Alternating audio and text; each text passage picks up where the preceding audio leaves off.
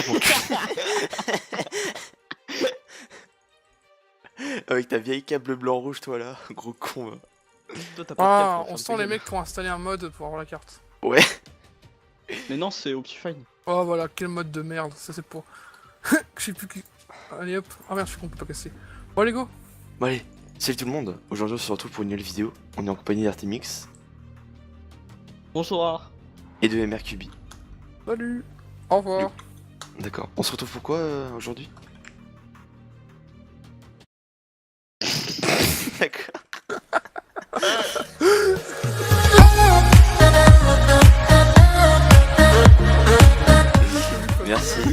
Merci. Bon allez hop, on arrête l'enregistrement, c'est bon. Oh merde, non, c'était trop bien. Wallah Akbar. Oh. Attends, déjà, Oh. je vais parler. Le petit fait niquer Ah, là. t'articules mal les gens en plus. Donc, on se retrouve pour la présentation du serveur Ovial, qui va ouvrir d'ici peu de temps, qui est un serveur innovant... effectivement innovant faction et mini-jeux Sauf que d'ailleurs. c'est un survival Peut-être. games. Et là surtout, donc, soit un de ces mini-jeux qui est temporaire, temporaire peut-être, on sait pas si on le gardera, qui est donc son survival game, qui a été développé par moi et un peu par Jeff. Jeff a développé quelques kits. D'ailleurs, pour combler un peu les trous de la vidéo, nous allons faire une partie de survival game. Le survival game c'est quoi? C'est quoi comme concept de jeu? Et donc en fait, le but du jeu, c'est qu'on choisit un kit au début, donc c'est pas comme un Hunger Game, on choisit un kit, donc ça peut être des kits avec des effets, ou juste un kit qui peut donner un item, et donc c'est de stuffer, ou le récupérer, donc nous on aura des coffres spéciaux qui vont apparaître à peu près un peu partout, et en même temps on peut se stuffer, donc creuser, miner, et d'être le dernier survivant. Donc il y a des world borders qui sont là, qui sont en train de se rétrécir, comme on le voit à droite de l'écran, et les world borders vont se rétrécir tout le long du jeu jusqu'à temps d'atterrir sur un rayon de 1 bloc. Ce sera la fin du jeu. Donc la boussole qu'on a permet donc de savoir le joueur le plus proche et à combien de blocs il se trouve, ce qui permet de pas se faire avoir. On va dire la Les même teams chose. sont autorisés et pour tout simplement aider à ça, on a fait en sorte que, enfin, MRQ a fait en sorte que à partir de 5 blocs, on n'affiche plus le joueur qui est à côté de nous, mais le joueur qui est plus loin en fait. Voilà, donc en fait, alors ça sert en fait si vous voulez faire des teams, mais sachant qu'il y aura quand même qu'un seul gagnant. Alors il y a un event team qui va être fait plus tard, ça sera donc la possibilité de créer vraiment des teams, et non pas de faire juste semblant, pour faire un slash team add, etc. Mais ce n'est pas encore implémenté. Donc quand les parties sont lancées, vous pouvez aussi les rejoindre encore, mais vous serez en spectateur, vous pourrez donc pas, vous serez donc en game mode 3, vous ne pourrez pas donc aller interagir avec le jeu, ni chatter avec les joueurs. Donc aussi, l'un des gros avantages du serveur, c'est qu'il est interdit, alors dans un premier temps non, mais il sera interdit à son ouverture officielle au modérateur de faire les vérifs, les célèbres vérifs où les mecs imposent, sinon vous êtes ban, de fouiller sur votre ordinateur pour voir s'il y a un cheat. Il n'y en a pas sur ce serveur là parce que on a fait en sorte que l'anti-cheat le détecte en fait, détecte qu'il y a un cheat. Il sait, en fait, il ne le détecte pas sur votre ordinateur, mais en fait il se...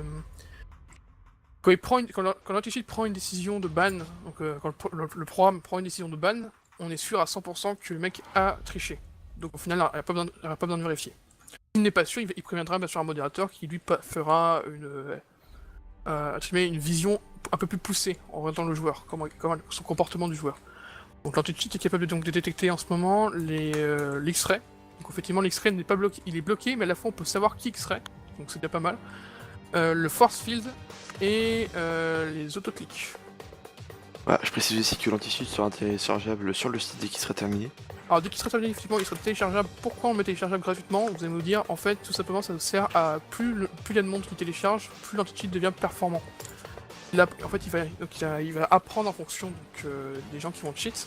Et ce qui vous permettra aussi, si vous voulez, d'avoir une banlist commun. Quand l'anti-cheat ban, c'est pas vous pouvez pas choisir, mais que quand l'anti-cheat ban, ça l'enregistre sur une liste et vous pouvez faire en sorte que cette liste de joueurs ne puisse pas rentrer dans vos serveurs. Donc les anti-cheats sont connectés entre eux. Voilà. Par contre, si vous bannez manuellement une personne, ça ne l'enregistre pas dans la liste. Ou si vous êtes OP et que l'anti-cheat vous détecte, ça ne vous enregistrera pas non plus dans la liste. C'est des bans perm mais... Alors c'est des bans en fait, non, les bans ça dure un mois. Un mois, le joueur est retiré, par contre s'il re-cheat, paf, ça le renouvelle.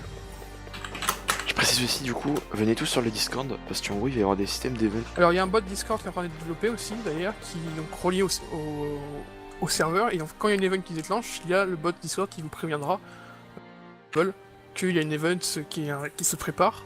Et pour les survival games, en fait les survival games, pour revenir vite fait à peu près au sujet, c'est le jeu qui est mis en attendant que le serveur sorte. Donc, en fait le serveur ne sort pas, c'est juste, on vous met juste un jeu le temps que le serveur sorte. Donc il y a 4 parties de survival games qui sont lancées en même temps. Et chaque partie dure à peu près entre 20 minutes et 1h30. Ça dépend en fait si les joueurs sont rapides ou pas. Parce que moi, je suis plus fort que lui à l'arc. Moi je suis mort, je suis en spectateur. L'avantage, alors par contre les spectateurs vous ne pourrez pas augmenter la vitesse. De fly pour éviter de charger trop de chunk à la fois. Par contre le TP Putain, du spectateur sera activé. Non. Adieu. Bon bah j'ai gagné. Putain, il y avait de la lave, mec, j'avais pas vu. Donc voilà, en gros, ce qui est bien aussi, c'est que les serveurs se redémarrent tout seuls. C'est-à-dire, vous allez juste attendre genre 30 secondes et le serveur il sera redémarré. Alors vous n'avez pas besoin d'attendre parce qu'il y a d'autres parties qui sont forcément disponibles. Donc comme il y a 4 serveurs, il y a forcément peut-être un serveur ou 2 qui sera toujours disponible pour commencer une partie. Et Bah voilà, donc en gros, comme vous pouvez le voir ici, Waiting for Player, en gros il y a 4 serveurs. Donc il y a surgames2.1games.net, il y a le 3 et il y a le 4. Et le 4. Ouais, Et donc, en gros, il y a une IP qui est une 5ème, qui est survivalgame.arcadegame.net sans le numéro. Et en fait, lui, il vous redirigera vers une partie qui est forcément libre.